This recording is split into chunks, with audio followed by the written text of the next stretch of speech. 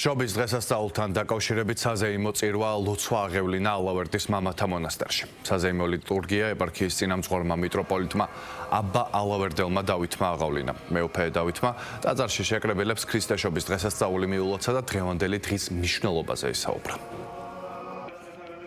დიდება და მადლობა ღმერთს, გილოცავთ ბრწყინვალე დღესასწაულს.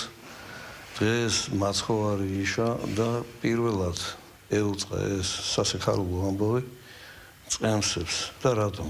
იმიტომ როგორც უფალი მოვიდა თავდაბლად, ყველაფერი გარეგნული სიდიადის გარეშე, ამით მაგალითი მოხდა ჩვენ ქრისტიანებს, მართლმადიდებლებს თუ როგორი უნდა იყოს ჩვენი ამ წუთის სოფელში, ხილულ სამყაროში ცხოვრების წესი. დღეს თუ რაიმეს ვისურვებ და ვუსურვებ ჩვენს მრევლს, ჩვენს ხალხს, ჩვენს ქვეყანას არის პირველ რიგში თავმდაბლელი მსახურება ღვთისა და ამ მსახურების სანაცვლოდ ღვთისგან მშვიდობა ქრისტეს მიერი ჩვენს გულსა და გონებაში და ჩვენს ქვეყანაში. ეს არის დღე, როდესაც მთელი ძველი აღთქმის ადამიანი და მთელი ასე ვთქვათ 10 წლეულების განმავლობაში ელოდა მაცხოვრის შობას, მხსნელის შობას, რომელიც იხსნიდა ქვეყანას ასე ვთქვათ სიკვდილის ტყვეობისაგან და აი დადგა დღე, როდესაც მხსნელის სოფლისა იშვა ბეთლემში და ყველაზე მნიშვნელოვანი ის არის, რომ ბეთლემის მთელ შუა შემოგარენში ყველას ეძინა.